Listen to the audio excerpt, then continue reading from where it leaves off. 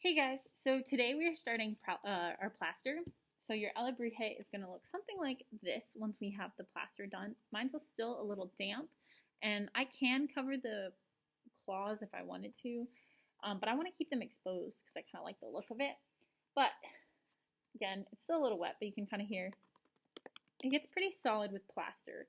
If you're at home and you don't have plaster, again, there was those options that I sent out to you guys on Monday.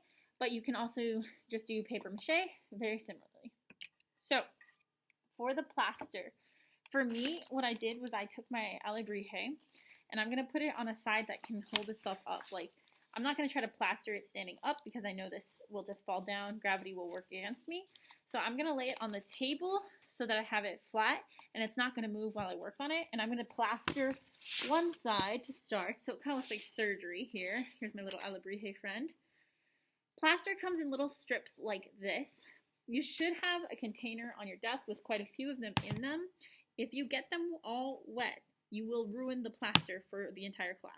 So you need to make sure that your hands are dry when you're reaching into the bin for the plaster, okay? You're going to take a strip.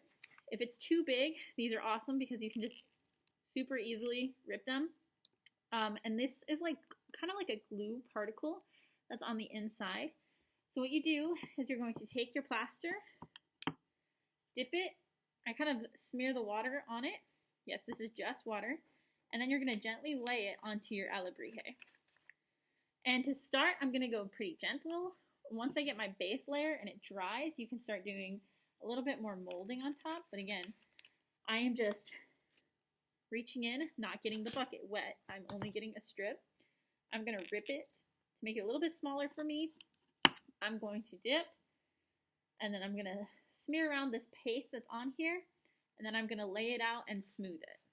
It's kind of like paper mache with built-in glue, but it's going to make a really hard surface once it dries, which is really nice. And I'm just going to go all the way around my entire piece. Once we get a base layer, you can go back in and smooth things out, add another layer, or sculpt pieces on top. But I'm just going to cover this whole thing. Now, granted, that's going to take a minute, and I don't want to bore you in this video, so I am just going to kind of show you my monkey lizard fish.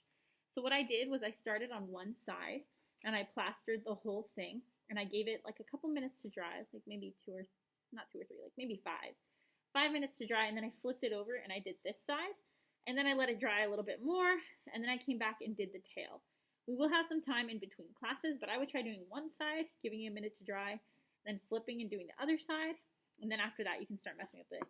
I even went and wrapped plaster around the wire legs, and now he, because the legs aren't even, they're kind of like tilted, but he can still stand on his own because the plaster is now holding the wires into place so they won't bend out.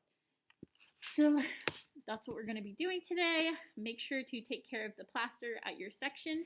You do not want to make the bucket wet or you will ruin all the plaster strips. So you want to have dry hands, only one strip at a time. Rip it to the size that you need to fit on your sculpture. Dip in water.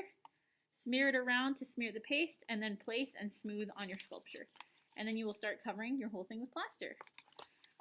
Good luck. Remember to ask questions if you need some help, but take your time and it will come out awesome. Good luck, artists.